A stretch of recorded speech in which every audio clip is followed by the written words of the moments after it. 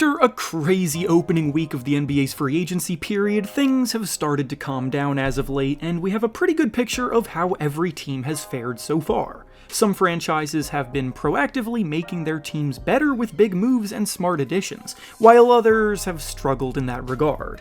There's still a lot of time for those teams to turn things around though, and that's exactly what Bleacher Report addressed in one of their recent articles. In this article, they proposed some big blockbuster trade ideas to help save some of the biggest losers of the offseason. So as always, I'll be going through each proposal, analyzing whether or not the trade makes sense, who benefits the most from it, and why or why not it would actually happen. Before we start though, it turns out a good amount of you watching right now aren't even subscribed to the channel, so if you enjoy the content, consider hitting the subscribe button, as not only does it help out a ton, but I also very much appreciate it. Now with that being said, let's begin. The first proposal from the article we'll be looking over is a 3-team deal between the Hawks, Thunder, and Raptors, and in it the Hawks receive Pascal Siakam and Patty Mills, the Thunder receive Clint Capella, and the Raptors receive Kobe Buffkin, DeAndre Hunter, Victor Oladipo, and 2 protected first-round picks. There's a lot going on in this one, but my first takeaway is obviously that I love it for the Hawks. The Hawks have been steadily trending downward over the last 2 years after a conference finals appearance in 2021, and this offseason has been relatively quiet for them, so if they were to stay put as is, then that trend would continue. They've been linked to Pascal Siakam in trade rumors for a while now, and I am a big fan of the pairing with Trae Young, DeJounte Murray, and Siakam. Siakam has never played with as good of a passer as Trae is, and Siakam also bolsters their defense, while giving them yet another scoring threat, so to me, losing DeAndre Hunter in the trade is absolutely worth it. I'm also all about an Onyeka Okongwu emergence, and sending Clint Capella to the Thunder works well for both sides, because Okongwu is a prime candidate for a year 3 leap, and I think he's ready to be the full-time starter at center and anchor the defense, while in Oklahoma City, they can afford to take in Clint Capella's contract, and he even fits into their rotation as someone who can spell Chet Holmgren inside when necessary. Whether this trade actually goes down, though, will ultimately come down to whether or not the Raptors buy into it, because I can definitely see them having some reservations about this trade. Victor Oladipo doesn't really add any value to a trade in the year 2023 due to his injury history. DeAndre Hunter is a solid 2-way wing, but isn't necessarily good enough to be the headliner of a Siakam trade. Buffkin has potential as a mid-first round pick this year, but is obviously still a mystery as he hasn't played a game yet, and the protections on the 2 first-round picks in this deal severely reduce their value. If they were unprotected first-rounders, I'd be more inclined to believe that the Raptors would consider it, but Raptors president Masai Ujiri has shown that he does not sell his assets at a discount, and that's what he would be doing in this deal. The next proposal from the article is between the Philadelphia 76ers and the Los Angeles Clippers, and in it the Clippers receive James Harden in exchange for Brandon Boston, Robert Covington, KJ Martin, Marcus Morris, and 2 first-round picks, with one of them being protected. I'll just come right out and say it, this is a horrendous proposal, and there's not a chance that it ever comes into fruition. It's been over a week since James Harden's request happened, where he did state that the Clippers were a preferred destination, but if this kind of a deal was all it took to acquire Harden, then it would have happened already. Sixers president Daryl Morey has shown in the past that he's not one to cave in negotiations until he gets a reasonable offer, and this trade would be nothing short of a disaster for the 76ers.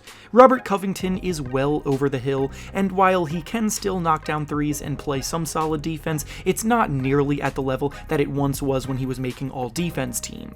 Marcus Morris is also borderline washed as someone who struggles mightily on defense at this point, while also struggling with shot selection and efficiency. Brandon Boston has shown a few glimpses of potential in his young career, but isn't anywhere close to making a consistent impact at the NBA level, and KJ Martin is a very impressive athlete coming off of a strong year in Houston. But again, this is a trade for James Harden we're talking about here. At the absolute bare minimum, the Clippers will need to include Norman Powell or Terrence Mann, or even both, to get the 76ers to answer the phone. Because Powell provides efficient shot creation off the bench, and Mann is a terrific role player that defends hard, plays smart, and does the little things that help a team win. This trade is just the Clippers trying to give up their scraps for a star, and it's just simply not enough. The next proposal in the article is a three-teamer between the Trailblazers, Heat, and Spurs, where the Heat receive Damian Lillard, the Spurs receive Tyler Hero, and the Trailblazers receive Khem Birch, Nikola Jovic, Doug McDermott, Duncan Robinson, Blake Wesley, 4 first-round picks, and a pick swap. Now, we get into the Lillard discussions, and this has been a topic that has been dragged on for days now. Similar to the James Harden situation, the Heat are Lillard's ideal destination, but if the Heat actually had a good offer on the table, the deal would have been done already, so the fact that it hasn't been tells you something. The Blazers have made it clear in reports that they are not interested in a package headlined by Tyler Hero, and they also seem to be looking for at least 4 first-round picks back in a deal as well. If the Heat want Lillard, they're going to need a third team to get involved to spread some value around, and that's exactly what's going on right here. The Spurs are a much better fit for Hero than Portland, and with the Spurs involved, the Heat can now reach that 4 first-round pick quota, as we see in this offer. But still, I'm pretty sure that the Blazers also want at least one legitimately good player back in return as well, and the players in this trade are pretty underwhelming. Khem Birch and Doug McDermott are career backups, Nikola Jovic is incredibly raw and unproven, Blake Wesley is similar, and Duncan Robinson has one of the worst contracts in the NBA right now. I will admit that this is probably a step in the right direction for the Blazers and Heat, but I'd be shocked if this is the deal that the Blazers ultimately say yes to. And finally, the last proposal from the article we'll be discussing today is between the Trailblazers, Thunder, and Spurs, and in it the Thunder receive Damian Lillard, the Spurs receive Josh Giddey and Victor Oladipo, and the Blazers receive Davis Bertans, Ousmane Dieng, Keldon Johnson, and 3 first-round picks with various protections. The Heat are the only team that have really been discussed as a landing spot for Lillard, but I like the idea of the Thunder emerging as a wildcard team trying to acquire him. The Thunder have put on a rebuilding clinic over the last few years, building a young team that competes hard, is filled with guys that play well both offensively and defensively, and haven't sacrificed their developmental focus while simultaneously going out and trying to win every night, nearly making the playoffs last year. They're clearly ready to take a big leap this season, and if they were able to get Damian Lillard to pair with Shai Gilgeous-Alexander, they would arguably have the best backcourt in the league.